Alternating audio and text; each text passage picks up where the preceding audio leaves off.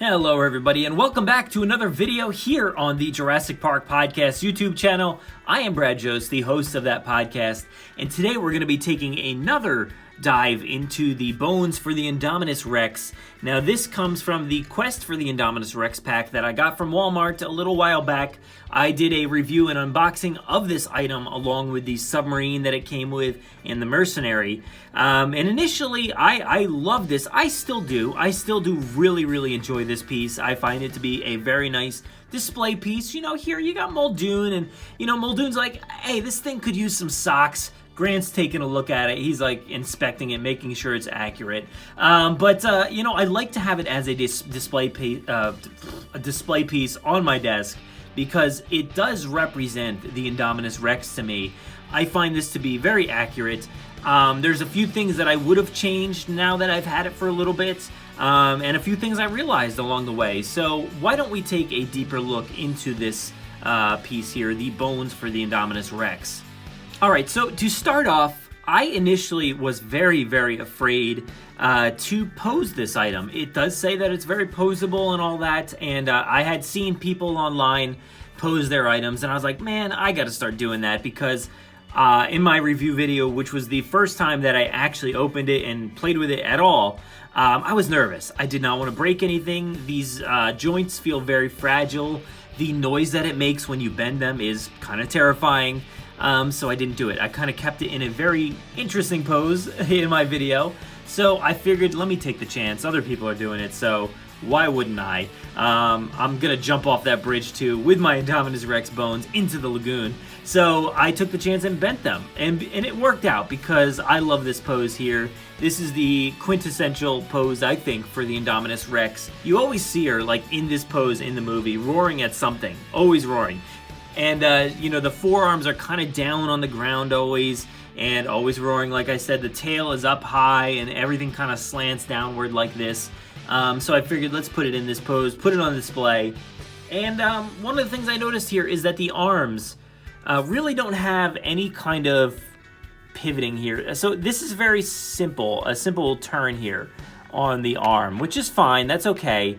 And you can get it down there to the ground, but the thing about the Indominus Rex is it doesn't always just have its arms like straight out. You know, there's always a pivot point here on the elbow for the Indominus Rex. I would almost even put this a little bit farther out, maybe. Yeah, I don't know, but it's interesting because the Indominus Rex is always has the forearms and the arms bent in a way that it could pick up, you know, its prey and throw things and do all that and bend down, like I was just saying. So you can't really, you know, pivot these at all because there is no joint there. So I really would have liked a joint there to just be a little bit more accurate to the piece. It's a very small complaint. I don't really see it as a complaint. It's fine the way it is, but just a thing that I would have liked to have seen to make it a little bit more accurate to the Indominus Rex. Also, the head. I wanted to take a look at the head because it feels a little short. You know, from like the back of the head to the snout. You know, as far as it goes in the movie, it seems to be a little bit longer, and I don't know if this just ends up resembling maybe a different dinosaur, but I think the Indominus Rex has a little bit longer of a snout and jaw. It's not a major gripe, but I do wish it was a tad bit longer. Maybe it would help people identify the creature a little bit more. Though, like I said, I do think this looks and resembles the Indominus Rex quite a bit. So there's that. And also, I want to thank James Hawkins for this one because I didn't even think about this initially. But the Indominus Rex is known for its chaotic nature and all of that. And James Hawkins of Jurassic Unicast, I was chatting with him one day, and he's like, it doesn't resemble the Indominus Rex to me because of the teeth. Now, he's totally right. These teeth do not resemble the Indominus Rex whatsoever. The Indominus Rex is known for its mangled and jagged and razor-sharp teeth. These are just dull stubs that really just look like any other dinosaur teeth. You know, shark teeth, dinosaur teeth, anything like that. It's just kind of natural. The Indominus Rex is anything but natural. It's very unnatural in its design and everything, and it's very scary. That's what makes it so scary, is the teeth. So that is a major gripe now about the teeth, because that's a key identifier to make it the Indominus Rex, and I made a mistake in not realizing that initially. So if you're to compare it, for instance, now I did compare it in the video previously to the Hasbro Indominus Rex, and let's see if I can get it in frame a little bit more. It does not stand very well, so that's a big flaw, right? I don't know how to get this thing to stand, to be honest. It's always a big struggle. But I'm just going to hold it. So let's go with that.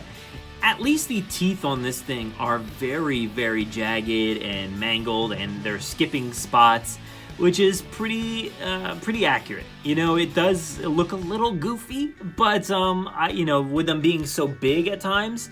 But I do think that this is a great representation of the Indominus Rex. I have no complaints with this item, really. That's not true. That's not true, because I'll get this side. All right, so I take that back. I have some slight complaints, but overall, I do think this thing really does resemble the Indominus Rex, and it does have a lot of cool features. Without the standing being a factor, it doesn't stand very well for me. But I do think that the face and everything about it, and look at these arms. That's what I'm talking about. So it's not just referring to this piece. Because, if you just look at the movie itself, you'll see that the arms are very human. Like, this just looks like a jacked dude. Like, he's just, got sweet, muscles and everything, and just, huge biceps and triceps and all that. And giant hands, too. But, I think this is a good representation of the creature, and the mouth and the arms really sell it for me. So, if you were to take this into consideration, I just think, it should have had more mangled teeth here, and the arms definitely should have been hinged, because these are huge and beefy arms, and these are just so tiny, and you can't even see it. But, yeah, you get my point. Next up, for comparison's sake, I do have this awesome little statue that was part of one of the DVD exclusives for Jurassic World. Now, this is a fantastic piece, and I really do love it. Maybe one day we'll take a full look at these items, but I just wanted to see here. Yes, this is a very straight arm, but you do get somewhat normal teeth here, but they're a little bit more, haphazard there in their placement and size. So this is a fantastic representation. There's a good look at the arm. Now, so while the other one was super big and huge up in here, this one is not as much, but it does have the bend there, which I really would have appreciated, and maybe even the hinge here for grabbing items. So that seems to be the biggest complaint there for me, is the posability on the arms and the teeth. And I think maybe if you want to mention this part as well, with the snout being not as long as it could be. But overall, I do like this item. I want to talk about, like I had said, the posability now as well, because I want you guys to hear this and just know that it's okay, that things will be fine as long as you're not too rough with it, because there's pivot points nearly everywhere, which is a huge plus for me.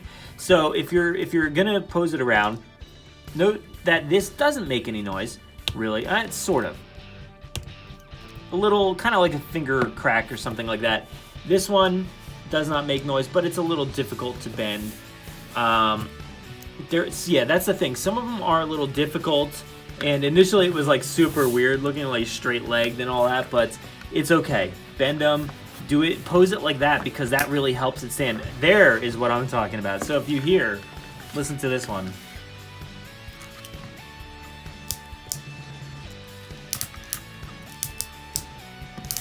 That really does sound like it's breaking the thing, which you don't want. So just be careful, but it does work. It works perfectly fine. There's pivot points here on the tail as well. Everything goes completely up and down. Sorry, I'm not getting it completely in the shot, but this one is a big one as well, so you can really, seriously, I know it's completely out of the frame, but whatever. And this one goes all the way down even farther. That's pretty accurate for me. That might be even better of a pose right there. More accurate to the Indominus. I think the deeper the better, like that. But this one is one of those, that does make that noise. So you can see in there are like those tabs.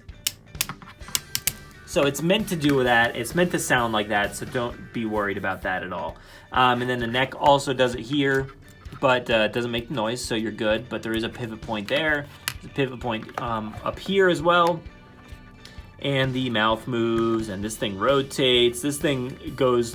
There's like more pivot points and posability, I think, on this item than a majority of other items. So I think this is wonderful. A wonderful piece. Any of the complaints I have are very minimal compared to how much I actually do like it and appreciate it.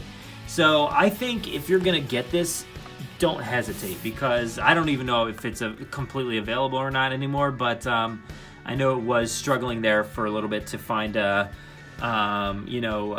find it at all, but I think it might still be out there. But this thing is fantastic. I do have a little bit, like I said, a little bit of complaints, but those don't really matter in the long run. Just some things that I noticed, and thank you to James Hawkins for pointing out the teeth as well.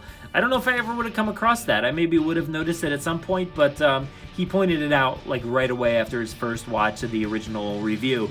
So I think that's about it. Everything is showcased, I think, in these two reviews, so I hope you've enjoyed watching this one again, taking a deeper dive into the bones that sit at the bottom of the lagoon in Jurassic World Fallen Kingdom. Thank you so much for watching this video. Make sure to like, subscribe, share this thing around, comment below, did you get this one?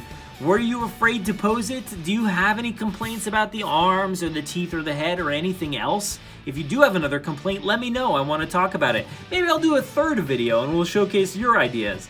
But thank you so much for watching, and enjoy.